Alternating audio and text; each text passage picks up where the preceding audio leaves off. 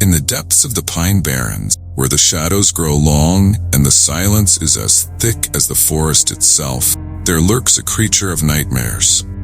This being is known to some as the Jersey Devil, a myth whispered about in dark corners and around campfires. But to those who have seen it, the legend is far too real. It was a crisp October evening when 5 friends gathered around a small bonfire in the backyard of Emily's suburban home. The smell of burning wood mixed with the sweet aroma of marshmallows roasting over the fire. Emily, Jake, Dara, Tom and Lily had been friends since high school, and despite life pulling them in different directions, they always managed to reunite around Halloween. "Did you guys hear about that crazy hiker who went missing in the Pine Barrens?" Jake asked, breaking the comfortable silence. "He was found a week later, rambling about seeing some creature." Tom scoffed, shaking his head. "Oh, come on. You don't actually believe in that Jersey Devil stuff, do you?" Emily leaned in, her eyes glinting mischievously in the firelight. "I don't know, Tom. They say the Pine Barrens are haunted by more than just the Jersey Devil. There are all kinds of weird things that happen there." Lily shivered, pulling her jacket tighter around her shoulder. "I hate this kind of talk. You know I get scared easily." Sarah smirked, nudging Lily. "Maybe we should go check it out for ourselves. Make it our little Halloween adventure. It's been ages since we've all done something like this together." Emily's eyes widened with excitement. "That's a great idea. We can camp out there for a night. I've got a tent, and we can take my SUV. We'll be safe and sound." Tom shrugged. "I'm in. But if we find anything creepy, I'm blaming Jake for bringing it up." Jake grinned, feeling a thrill at the idea. "Deal. Let's do it. One night in the Pine Barrens. What's the worst that could happen?" The following weekend, the group piled into Emily's SUV, packed with camping gear, snacks, and an arsenal of horror stories. They drove deeper into the Pine Barrens, leaving behind the safety, the suburbs. The trees grew denser, and the road turned from asphalt to a rugged dirt path. As they set up camp, the forest seemed to close in around them. The air was heavy with the scent of pine and damp earth. The only sounds were the rustling leaves and the occasional call of a distant bird. Nightfall came swiftly, bringing with it a thick fog that seemed to seep through the trees. They sat around the campfire, flickering flames casting eerie shadows. "So, who's going to tell the first scary story?" Sarah asked, her voice trembling slightly, though she tried to hide it with a laugh. "I think it should be Jake," Emily said, nudging him. "Since he's the one who got us into this mess." Jake chuckled, but there was an edge of nervousness in his voice. All right. Have you guys heard the real story of the Jersey Devil?" Lily groaned. "Oh no, not that again." "No, seriously," Jake continued. "The legend goes that in the 1700s, there was this woman named Mother Leeds. She was pregnant with her 13th child and cursed the baby, saying it would be the devil. When the child was born, it transformed into a hideous creature with wings, hooves, and a goat-like head. It killed the midwife and flew up the chimney, disappearing into the Pine Barrens. They say it still roams these woods, hunting for prey." As Jake spoke, the fire seemed to dim and the air grew colder. The group fell silent, each person lost in their thoughts. The forest felt alive around them, as if it were listening. Suddenly, a rustling sound came from the darkness beyond the firelight. Everyone froze, eyes wide, straining to see what was there. The rustling grew louder, closer. "Probably just an animal," Tom said, though his voice was unconvincing. Emily stood up, holding a flashlight. "Let's check it out. Maybe we'll see a deer or something." Reluctantly, the group followed Emily, flashlight's beam cutting through the thick fog. The rustling stopped abruptly. They waited, hearts pounding, but nothing happened. "Dee?" Tom said, laughing nervously. "Nothing to worry about." As they turned to head back to the campsite, Jake spotted something on the ground. He knelt down, picking up a small, crumpled piece of paper. It looked old, yellowed with age. "What's that?" Sarah asked. Peering over his shoulder, Jake unfolded the paper, revealing a crudely drawn symbol, a circle with strange, angular markings inside. Beneath it, a single word was scrawled in shaky handwriting: "Beware."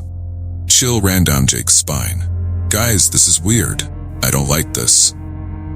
"Someone's probably just messing with us," Emily said, though her voice lacked conviction. They returned to the campfire, the strange note weighing heavily on their minds. As the night wore on, they tried to laugh it off, sharing more stories and jokes. But the unease lingered, growing stronger with each passing hour. As midnight approached, the group decided to turn in. They settled into the tent, trying to shake off the eerie feeling that had settled over them. But sleep didn't come easily. The forest seemed to be holding its breath, waiting. Suddenly, a blood-curdling scream pierced the night. Friends shot up, hearts racing. "What the hell was that?" Lily whispered, her voice trembling. Another scream echoed through the woods, followed by a guttural growl. It sounded like it came from a large animal, but there was something wrong about it.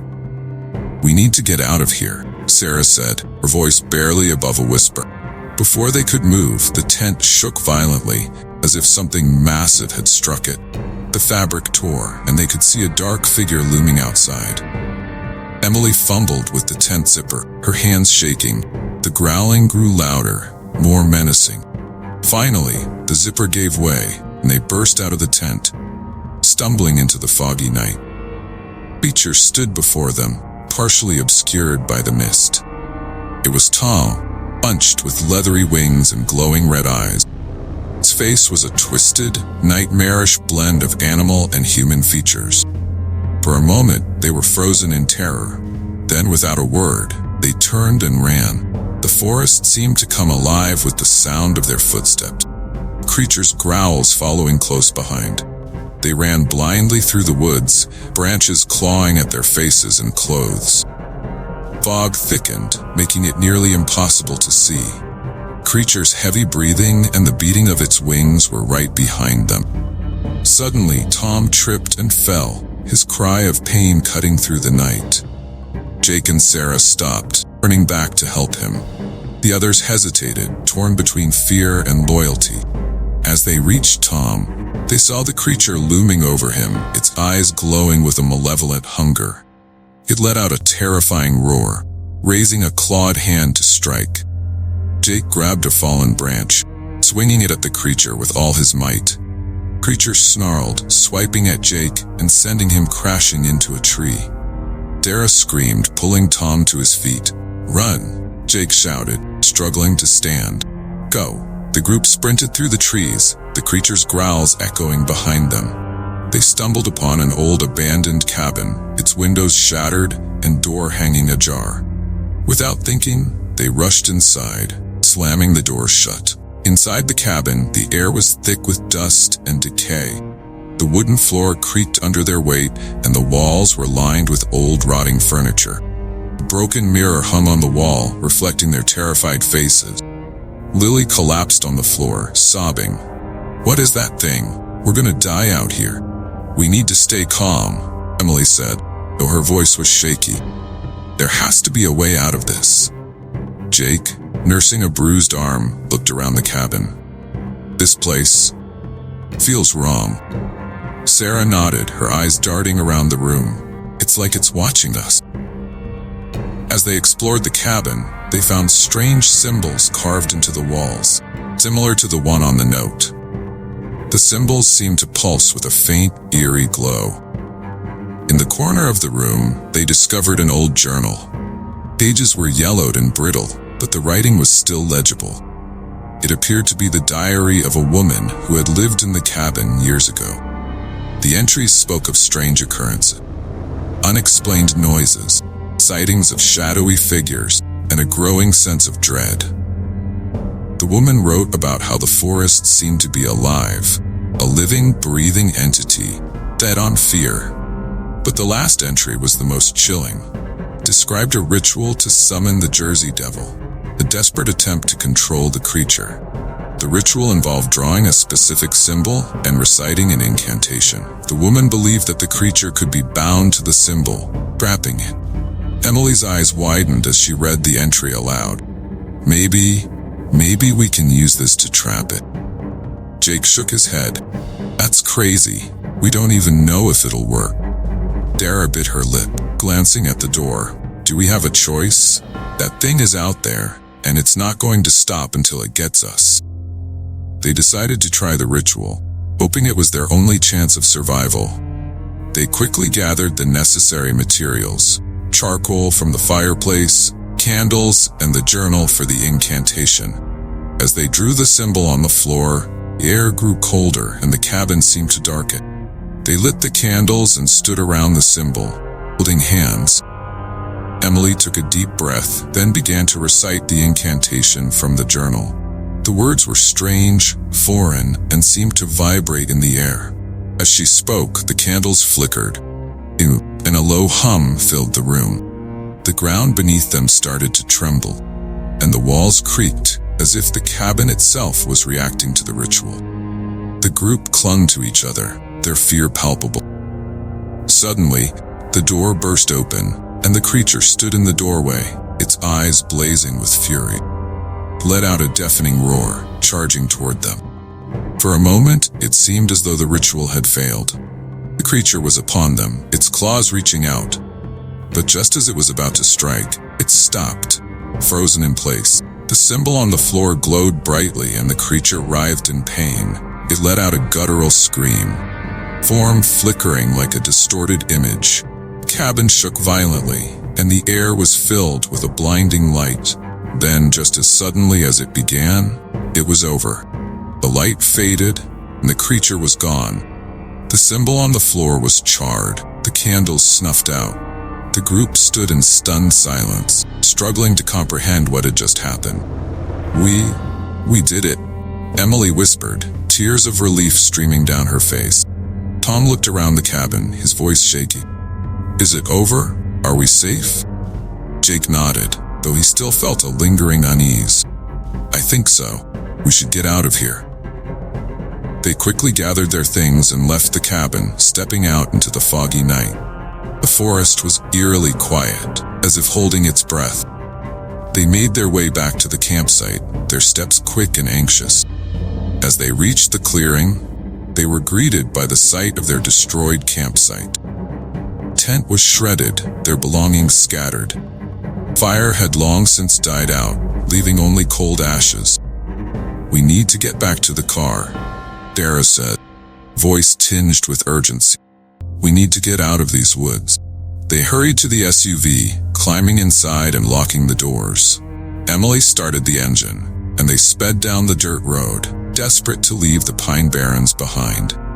For a moment, they were silent, the only sound the hum of the engine and the crunch of gravel beneath the tires. Tension in the car was thick, each person lost in their thoughts. Then, just as they were beginning to relax, a sudden jolt shook the vehicle. Emily swerved, trying to regain control. The SUV skidded to a stop, the tires digging into the soft earth. What the hell was that? Tom exclaimed, his voice high with panic. Emily looked around, her heart pounding. I don't know. Think we hit something. Jake peered out the window, his eyes narrowing. There's nothing here. Before he could finish, the SUV was violently rocked from side to side. The group screamed, clutching onto their seats. The vehicle tipped, then rolled, crashing into the trees. The world spun in a blur of metal and glass. When the SUV finally came to a stop, everything was eerily silent. The group was dazed, bruised, and bleeding. As they struggled to free themselves from the wreckage, they heard a low growl. Their hearts sank as they realized the truth. Beecher was not gone. Jake, his face pale with fear, looked up to see the creature standing over them. It was different now, larger, more monstrous, its eyes burning with a new intensity. The creature let out a roar, and they knew there was no escape. It lunged at them, and the night was filled with their screams. Days later, the authorities found the wreckage of the SUV in the Pine Barren. Bodies of the friends were never found. Forest had claimed them, as it had claimed many others before. The legend of the Jersey Devil continued to haunt the Pine Barrens. The locals spoke of strange lights and eerie sounds in the woods, of missing hikers and inexplicable phenomena. And in a small, abandoned cabin, deep in the heart of the forest, an old journal lay open on the floor. The final page was blank, save for a single, ominous message scratched into the paper. Beware the pine.